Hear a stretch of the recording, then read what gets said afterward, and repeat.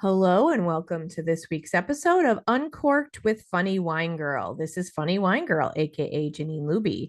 And can you believe we're rolling through February? And I think I mentioned this in previous episodes. February, as we know, is American Heart Month. I think that's a really important, awareness. We have a lot of observations, and some of them are just meant to be silly or funny or positive and heartwarming. But I think with Heart Month, I think it's truly, I really like to do what I can to talk about this because first of all, it is the number one killer in our country, but also because for the longest time, we really didn't talk about much with women's health. And as we're learning, thankfully, we're slowly learning, which things we should have been talking about for years, that different symptoms of heart attack are different for women versus men, all kinds of information that I think is really important for us to learn and be aware of. So that's what we're going to get into this week. And you also know, if you ever listen, that at the top of the podcast, I kind of like to talk about briefly how I know my guest, because here's why. I always like to say it's important to be open to connecting with people because I think, and I'll share this, and I'll try not to be too long-winded because you all know me, know that I can be. This past week, I was struggling because I had fallen down a rabbit hole with all the negative news and things, and I had myself in a tough spot. And then Thursday night, I had my Galentine's event at the Everhart Museum here in Scranton, where it was chocolate, comedy, and wine. And it was myself, another local comedian, Mickey Orlowski from Scranton, and Emily Epstein White, who came up from Philadelphia with her mom to perform. And I got to say that the sense of community in the room lifted me. And I know it probably sounds corny, but that night for me, Thursday night was medicine because I had been having a rough week. And I preach about the value of laughter and humor helping us, and community is also important. So, to get back to my point, I always like to share how I know people because I think the community is important. It's important that we don't isolate ourselves, that we put ourselves out there, be curious, want to learn more, learn about other people, learn about other things, and get you put yourself out there. I know it's not always easy, but do that. So this week's guest was connected to because of another previous guest, Christine Souza, who will actually, she's been a guest twice. I just recorded a third episode with Christine because she's got a book coming out in February. So that's going to be coming up in the next few weeks. But Christine is someone, she and I kind of connected through Instagram because of our mutual interest in running. And then I was talking about the value of Heart Month and education. And she said, I want you to meet Dee, who is my guest today, because she said she has a story that's important for women to know and for people to hear. So that is what led me to meeting my guest this week, who is Dee Burkins. Welcome, Dee. Hi, Janine. Thank you so much for inviting me to be on your show. Absolutely. And we were chatting. I'm going to share. We were chatting before I hit the record button. Dee is in Albany, New York, much like Christine. And Christine and Dee met through this, what sounds like a fantastic women's group. But I want to share for folks, a lot of folks who do listen from the Scranton area. Dee was in Scranton and she was canvassing thanks to her local politician who had sent two busloads of folks from Albany to come to Scranton to help get the vote out for Kamala Harris. So, first of all, I want to publicly say thank you for that hard effort. You were telling me that was not an easy thing that you guys had to do, right? Well, it made for a very long day. Very long day It was indeed. a very long day, but it was fun, and we met wonderful, wonderful people, and we were well received, and people were enthusiastic. So that made it all worthwhile. I'm glad to hear that. Did you get a chance at all? I imagine you were very busy canvassing. Were you able to see anything that was really iconic of Scranton, or anybody said, "Hey, this is, something that they pointed out while you were here"? Were you mostly in like We just neighborhoods? went by the Biden house, I guess. Oh, okay. Yeah, I could see that. People like to point that out. Yeah, Yeah. yeah, definitely. Well, yeah, that was, I mean, even though we didn't get the results we wanted, again, I think what you do, what you did, and what people who continue to do that sort of thing do is important to get the vote out. And you had said that was was it your local congressman It or was our local congressman. He personally hired the bus. It was two buses, one each. We went down two Saturdays in a row, and it was a bus load each Saturday. wow. That I see, I didn't even realize this. So this is again why I think it's important people talk to other people because you learn different things. I would never have imagined that like a congressman from another state would organize something like that. That Mm. was the idea because that Pennsylvania was such an important part of Uh, this election. Swing state. Yeah. Yeah, it was Okay. very important state. Okay. That's, I mean, that gives me hope to hear that things like that actually occur. So that's Right. nice to know. Yeah. Yeah. Well, tell me, so now you met Christine at the women's group, and I want to say that because I always like to promote the idea too of women connecting because I think there's so much value in that. You guys get to share your stories, your information. So that's a group that's up there in the capital region, right? Right. It's actually the Women's Club of Albany. We have our very own beautiful, beautiful home, which is our clubhouse that was built in the late 1800s. Oh, And the Women's Club of Albany has been in existence. We didn't own the house since the late 1800s. We owned it since 1919, but the Women's Club of Albany has been in existence since 1910. wow. So I it's I a had no long, idea. Wow. yeah. And it was funny because the very first thing that they ever did that was well, there was two things. Number one, they were totally responsible for getting rid of communal drinking cups in the schools. And then the second thing that they were responsible for early on when they first formed was getting the municipality of the city of Albany to start garbage pickup. Oh, wow. Yeah. So So this group, that's our foundation. wow, that's amazing. So I'm curious about this. So there was one cup that the kids drank out of? Yes. That's Oh, how it used to be. That's in the early 1900s. oh, wow. Yeah. So they got rid of that. Yeah, I guess I could see how communicable diseases would really spread, huh? Yeah. Oh my goodness. Wow. So yeah, Christine told me that it was a wonderful group. And I think she might have even mentioned that you had your own like your own place there. And it was great for women to get together. But I had no idea it went back so far. That is Yeah. also that's amazing the Yeah. history Eleanor that Roosevelt was a member of our club. oh my gosh. Yeah, she was. Wow, what history. That's wonderful. Yeah, it's a lot of history. Oh wow. So now you're still, I guess you're still a member of the Oh, group, yeah. right? Yeah. Okay. And what role is it all? I know they have kind of meetings and there's a lot of support in there, but there's are they still doing a lot for the community? Yes, yes. You could describe the club as being 50 percent philanthropy and 50% fun. So we do a lot of fun. We have a lot of fun events, and so we have a lot of socializing. But we have many committees, and the different committees do different things. So, like we have a community service committee, which goes out into the community and does a lot of different things, and it does a lot of outreach. But the mission of the club is to improve the lives of women and children. I love that. That's fantastic. So. Before we get to your story, is there anything coming up that you'd want to plug that people should know about up there that the group's working on, or anything that you're partnering with other people in the community?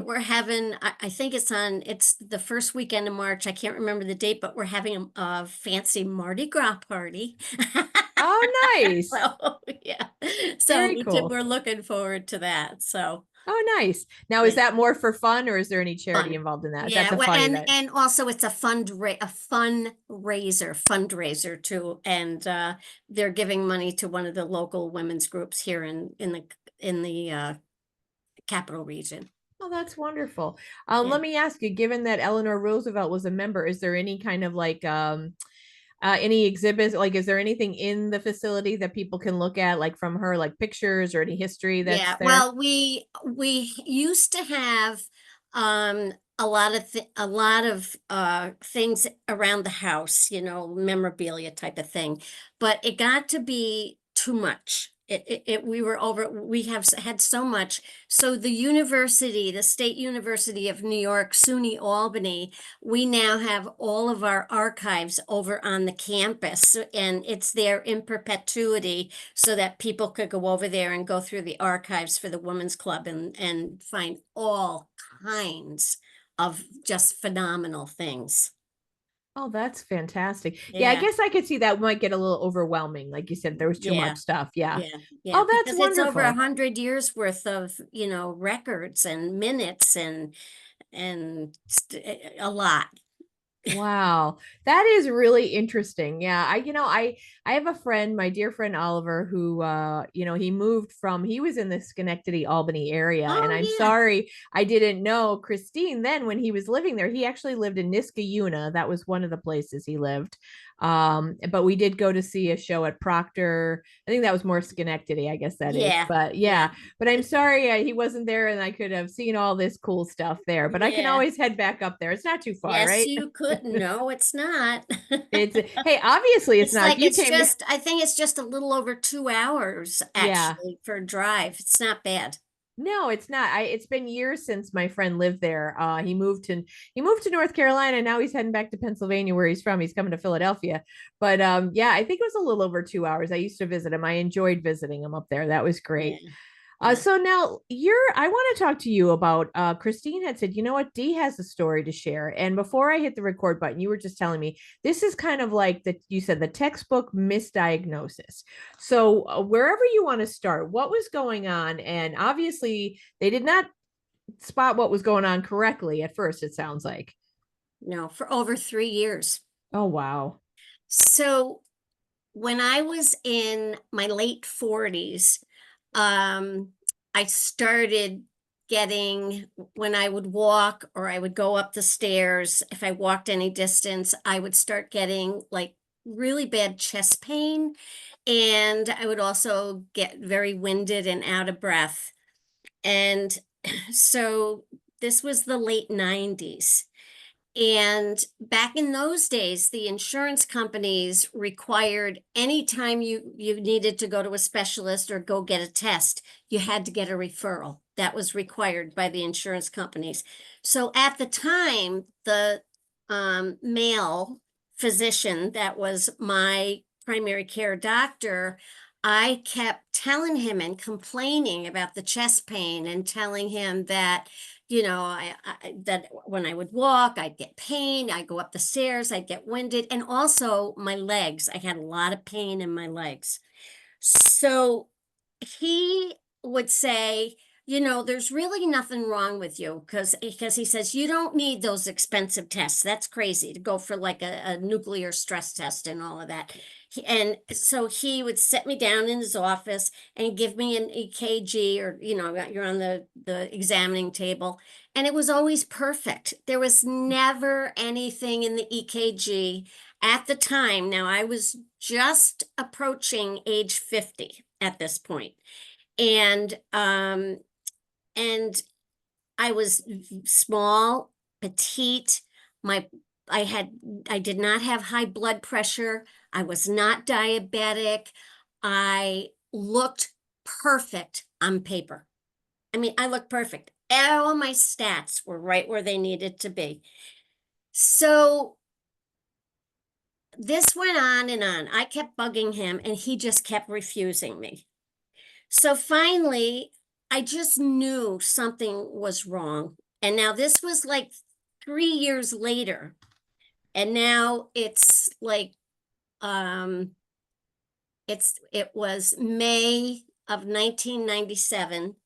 So I switched doctors Mm, because my gut was just telling me something wasn't right. And that's the message I want to relay. You gotta go with your gut. mm, So I went to this new doctor and she said to me, she goes, Dee, he's absolutely right. On paper, you look absolutely perfect. But there's one thing that keeps jumping out at me glaringly with big red flags, and that is your family history. Your mother, your mother's identical twin sister, and their mother all had heart attacks by the age of 50. oh boy. And my other doc didn't even put that into consideration. So she said, because of that fact, I'm going to send you to my favorite cardiologist here in the capital region. She set me up. I went over for him and met him like within 2 weeks. She got me in. And he, within a week, set me up with a complete cardiac workup. I failed all the tests. I was one hair's breadth away from having a heart attack. Luckily, knock on wood, I never did have a heart attack. However, I had four arteries that were blocked, three of them 100%, and the other one was 90%. Oh, wow. So when I flunked when I didn't pass the cardiac stress test, the very next day they had me in the hospital in the heart catheterization lab, and they did the heart cath on me. And that's how they found out about the four arteries being blocked. So that was on a Friday. They kept me, they admitted me. And then on Tuesday morning, I had a quadruple bypass surgery. So if I had not changed doctors, I would not be here today because I mean, I was, like I say, a hair's breadth away from having a heart attack. And as a matter of fact, my case was so classic misdiagnosed woman. At the time, I was working at the academic big teaching hospital that we have here in Albany. I was an employee there, and they have what they call grand rounds, and that's where they present cases, and all the residents and the attendings and the medical students come in, and you go into the lecture hall and they present cases. And they brought me in and they presented my case as classic misdiagnosed woman. So but there was more to follow up, because if you remember, I mentioned a little bit earlier that I also had severe leg pain. Mm. So because I had the leg pain, the cardiologist referred me to the vascular doctors because it affected my circulation. And it was through the vascular doctor that I found out that I have what they call small vessel disease. So that means the whole plumbing system is lousy because everything is abnormally small. So as a result, I've had major complications in my health care because of the small vessel disease. So like if I had like my artery is like 100%, if we scrape that out and put that inside of you, you'd be 10%. Because the vessels were so small, there was no room for clogging to even exist. So Mm. as a result, they found out that I also had severe vascular disease in my extremities, my arms, my legs. And 10 months after I had my quadruple bypass surgery, I had what they call an aorta by fem. So that's where they bypass from the aorta artery. And because I have that small vessel disease, they couldn't like take any vessels out of my legs to they even had to do that with my heart. They used Gore-Tex on me because Oh. my own vessels were too small. So they had to put fake vessels inside of me. But with the aorta by fem, what they did is they attached on both sides of the aorta. They attach the Gore-Tex. They kind of thread it down through your trunk and attach it to the top of your femoral arteries in your legs. Right in Wow. the groin area is where it all takes place. So I was able to walk now because I had good blood flow going into my legs. And it just made a huge, huge difference for me. I've still had problems in the past. Since then, I have now had 5 extra bypass surgeries on my left leg Oh, because my. there's been blockages at different times, but they've been able, knock on wood, to correct it. I mean, at one point, it was a very scary emergency surgery because I had zero blood flow going into my left leg, and from the tip of my toes up to the middle of the leg. By the time they got me in surgery that morning, it had already started turning all purple. So it was very scary because when they knocked me out with the anesthesia, the last thing my surgeon said to me is, Dee, I'm not sure I'm going to be able to save your leg. But thank thank the heavens, he did, and I was okay. But the point is that you have to follow your gut. If I Mhm. had stayed with that original doctor all this time, I would have probably lost legs, had a heart attack, not be here. Because I complained to him about the leg pain too, and he told me the answer to that was I needed to exercise more. I wasn't exercising enough. Oh boy. And his answer to me for the reason for the pain in my chest was he told me that I had arthritis in my chest. Oh boy. Yeah, oh boy is right. So That's that's my story. Oh my gosh. So, I'd like to believe we've come farther with this, with hard education with the doctors and women and everything. But I think and I've talked about this on previous podcast episodes with my own story, that it really does matter what doctor you have, because like with you, even today there are still doctors that just either don't know or not listening to the patient. Even with my situation right now, I really believe you have to be, and you said listen to your gut, you have to be your own advocate. Yes, you do. um because I'm getting, with the running, a little short of breath. My legs feel like bricks when I run anymore. They're just very Oh, heavy. So I feel like yeah. it could be a circulation thing, and it's like it That's wasn't like how, that. Yeah. I'm yeah. sorry, go ahead. Is Yeah, that what you had? yes, where your legs feel leaden and yeah, so I would suggest that you get that checked, find yourself a good vascular doc and they will do what they call the PVR tests, which is like a giant blood pressure cup from the top of your legs, but it's in pieces. But they'll wrap you with a series of like three different cuffs that goes from the top of your leg to the bottom of your toes, and they blow it all up, and then they when everything is tight is when they measure what the blood flow is going through your legs, and then they do an ultrasound at the same time. So yeah, it's a good thing to get that checked too. Yeah, because the thing though, it's frustrating, that my doc did an EKG, the woman, and then she did send me for a stress test and an echocardiogram. But again, as you're saying on paper, well, first off, her message to me through the portal was stress test negative, and that was literally it. There was no like, where do we go from here? There was nothing. I read the 5-page, report about the ejection whatever that rate is that you're Hmm. supposed to have.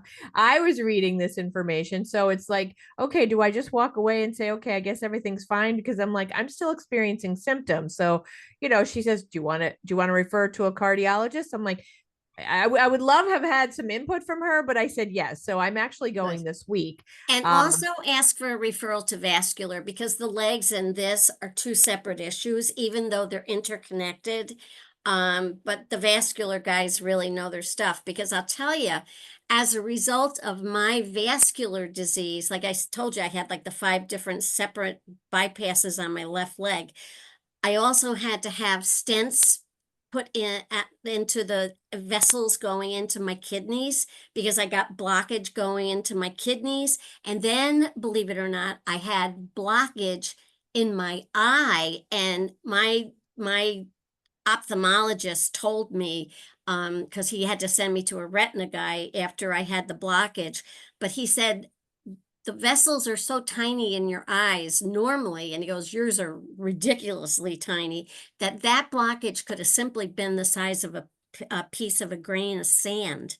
That it could have just been not even bigger than that to cause the damage. And so I got a blockage in my eye and the blood couldn't flow through. So what happened is it pooled all behind my retina and it caused me to lose my point of vision in my left eye. I have peripheral vision, but I don't have point of vision anymore. And it was bizarre because when it happened, I was reading the newspaper, and as I was going along the sentence, as I went from word to word to word, each word that I read, it was like somebody took an eraser and erased the entire middle of the word away. And then when I went to the next word and the next word and the next word, it was the same with every single word, one word at a time. So I thought something's bizarre. So first thing, of course, it was like on a Sunday, it was the Sunday paper. So first thing Monday morning, I was on it. I was calling the ophthalmologist. He got me in that morning and sent me to a retina doc that afternoon. Wow. So, so it's weird, Yeah, you have to pay attention to these symptoms, but and it's interesting because you're talking about the vascular, so the cardiologist, the ophthalmologist. There's right? so many pieces, but they're all connected. And I They're was all saying to a connected. friend recently, it would be great. I mean, the point of the primary care doc, someone that would actually look at all the pieces. But Right, unfortunately, it's like, okay, let's deal with this, and I'll send them to that person. And if that person, if that specialist isn't great, they might not even like connect the dots. And unfortunately, like, we find ourselves, at least I'll speak for myself, trying to connect the dots myself. Okay, who right. do I have to go see? What do I have to do? And because like you're saying, like I'm experiencing pulsatile tinnitus, so I'm getting that pounding in my ear. So Oh, I'm having all these different things, and I'm just trying to find out what's going on, and potential thyroid issues. And we know that affects so much of the body that you oh, really have to get the right yeah. care. And you just truly have to be an advocate. And like you said, listen to your gut and pay attention to your body. Right, exactly, exactly. And many, many people are very passive about their health care. I mean, I, I can't even tell you the number of people that will go into a doc and they just won't even ask questions. And truthfully, I think a lot of times the people don't even know what questions to ask. But the thing is, if you feel like something is right, and just because the doctor said it doesn't necessarily always mean that it's right. It's like, well, the doctor said so. Well, if it's not clicking, then you need to take it a step further. Yeah. Yeah. I had a friend tell me recently, I think we were talking. She said, we know our own bodies. And if we feel something's off, it's off. It's Right, okay to go with, and right. kind of your point, your gut. And I think a lot of times I see this with my parents. My mom she's about to turn 80. My dad in June, my dad will turn 88 at the end of this week.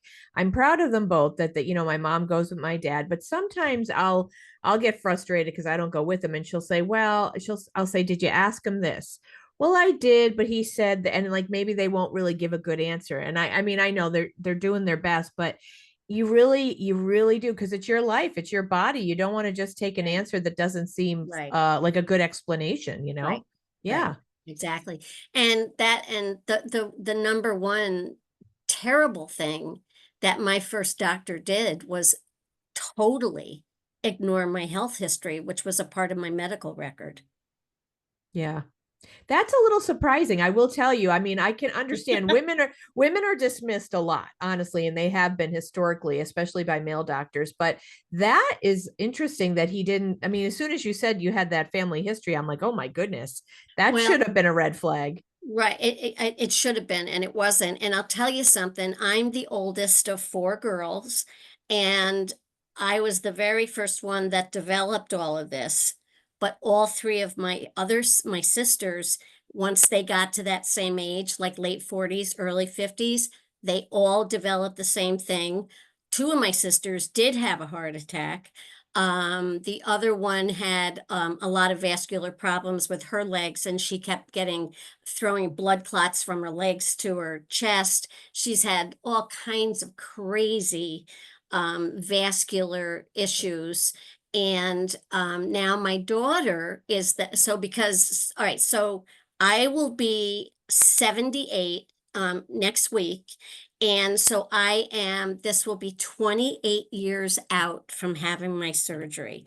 And I almost feel like every day is a blessing, because back in the 90s, they would tell you that when you had quadruple heart surgery or any kind of bypass surgery, that the shelf life was like 20 years. So I'm like 8 years out beyond the shelf life. So I figure every day is a blessing. But my daughter now is in her early 50s. But when she turned 50, she started going to my cardiologist and she started going to my vascular doc.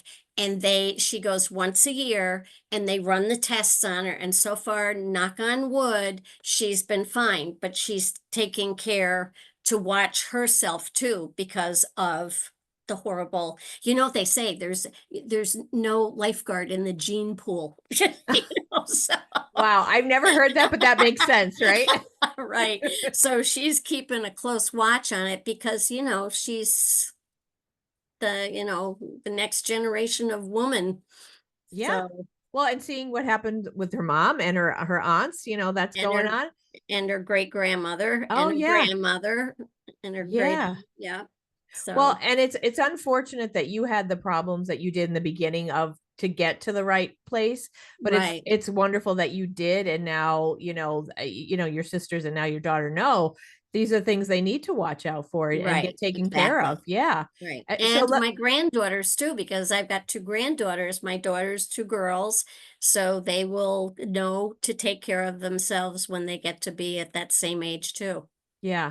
That is key. It really is no more than like with breast cancer or anything else. Right. It is important to Exactly. know as much as you can, if possible, about your family history. Yeah. Right. Right. Yeah. Well, let me wish you a happy birthday early and say you look Oh, fabulous. thank My goodness. you. For all Thank that you. stuff you've been through, you look phenomenal. Well, thank you. I stay busy. I am not a couch potato. I am like people say I am have a very, very fun, active life. So yeah, there's no couch potato for me. I don't you what did you say that's part of it too? Obviously the family history you couldn't control that, but Right. here that I think attitude and choices are also so important. Clearly, like you said, you're not a couch potato and you No, seem very vivacious and positive. I think that must make a difference, don't you think? I do. Yeah. I absolutely do. You Yeah. know, my husband keeps saying, "You do too much, you do too much." And I was like, "No, no, no, I don't do too much. I do as much as I can. And when I can't do it anymore, then I won't. But until I can keep going, I'm going to keep going because the alternative is not so impressive." You're right about that. Yeah. Yeah. No, So, I think your attitude's great though, because I think when you have a purpose and you have things to do, and it sounds like you have a daughter, you have grandchildren, and you're involved in the women's group, you have a lot going on. So you have stuff to do. You can't be sitting around on the couch when you have all that stuff to do. no, not at all. So how you're feeling now? You feel good? Yeah, I Yeah. feel great. I'll tell you though, my husband and I just got over, there's a lot of creeping crud growing around out there right now with colds and stuff. We were sick almost all of January. I mean, it Mm, just lingered and lingered and lingered. And, of course, we went to the doc and got our medicines and all that. But actually yesterday was the first day that I started feeling somewhat like myself again as far as energy level. It yeah. was just the energy was just depleted. So, but that was just the creeping crud that's going around. And Yeah. Well, and it is, I mean, I think January was a rough month for a lot of reasons. And like I feel a little hope with February. We've got more light, longer days. yeah, I've been hearing more birds chirping, which for I'm a bird person, so I love hearing the I chirping. like But birds but too. you're right, so much was going around between COVID, Yeah. RSV, pneumonia, so many Yeah, a things. lot Yeah. of it up in this area, there was a lot of norovirus. Okay. Yeah, Yeah. yeah, Yeah. So you have to take care of yourself as much and you know yes. yourself well enough to know if you're feeling tired, you've got to take that rest. Yeah, and I do. I don't fight it. I just I have no problem laying down for the afternoon on the bed reading a book. So Listen to your body. That's right. yes. Yeah. Yeah. Well, I want to thank you so much for sharing your story. I mean, honestly, I truly hope that my listeners really pay attention to what you're saying because I think it is whether it's them or whether it's a friend or whether it's another relative, this is important and we need to listen to, as you said, our guts. We need to be our own advocate and do what we need to do. If we don't like the answers we're getting, go somewhere else. Yeah, I think yep. that's great. It's Yeah. time to switch. Yeah. Yeah, absolutely. And I mean, I'm hoping, I said it sounds funny, but I'm hoping for answers. I'm actually excited about this appointment with the cardiologist, not because I'm like, wait, yay, and a doctor's appointment, but I'm hoping at least if I don't get answers, at least to say, okay, well, this didn't show us anything. What can we do next? Because as you had mentioned, the vascular, that's what I'm really, my legs are really right now Yeah, concerning for yeah, me that I want to check out. So yeah. Just have your primary give you a reference to, vascular, a good vascular person. yeah, that'll be my next thing. What was that test you had? A It's a PVR. PVR. PVR. Yeah, Okay. Yeah. PVR. Because I Yeah, had someone else mention that there are tests they can do on the legs because that's kind of yeah. like things are not quite right there. So yeah. Right, Yeah. right. Well, thank you again, Dee. Is there any other closing words you'd like to share? I truly appreciate your time and what you've shared today. Well, happy Heart Month and happy Valentine's Day. Yeah. You know what? I love Valentine's Day. It's so funny because I it do was too. never for me about romance so much, but just about the whole happiness of it. As a kid, I used to look forward to giving cards to my mom and dad, my grandmother, my brother. It was just, I just think it's a fun time. We did a fun thing a couple weekends ago. There was myself and about 10 of my activist pals. We got together. We all brought our crafty stuff to this one of the gals' house, and we made homemade Valentine's Day cards for veterans in the nursing homes. And we by the end of the day, we had made over 80 cards, and it was fun. It was just creative and it was gal pal time. I mean, it doesn't get any better than that. 100%. I agree. I love what you're saying. You're awesome. Honestly. Yeah, that is truly fantastic because you get to have fun. Like you said, it's gal pal time. You get to be creative. That is one of my favorite things of life when we get to have fun and be creative. And you're doing something so kind. Those I'm sure those veterans appreciate. Who doesn't Yeah, appreciate a nice card, you know? yeah, yeah. Yeah. Well, So that's wonderful. Well, thank you so much again. And for the folks listening, yes, happy Heart Month. And please take care of yourselves and pay attention to what's going on with your body. And happy Valentine's Day. You know, like I said, when I was a kid, it wasn't just about, sometimes I remember friends of mine, girls, if they weren't dating someone or weren't married, it's like being sad, waiting for a card or chocolate or flowers. or flowers. Exactly. It doesn't have to be about that. It shouldn't be about that. No, And thank God, I think we've changed since spreading the then. love. Yes. And that's exactly right, Dee. Spread the love. And I hope my listeners will do that. So thank you once again, Dee. And I'm going to thank Christine for connecting us. You're most welcome. It's been a great conversation. And for folks listening, make sure that you keep on listening because I'm actually gonna have someone else on, hopefully, if we can coordinate from the Heart Association to talk a little bit more about this. And Christine will be on my conversation with her in a couple weeks. She's got a book of really nice essays, fun essays coming out that I think everyone will enjoy. So check out the show notes and I'll have some information, some links in there to the Heart Association if you do want to look into like symptoms of heart attack, ways that you can prevent it, any kind of tips like that, I think is important. And just thanks again for listening. As I always say every week, I appreciate you from the bottom of my heart and the bottom of my wine glass.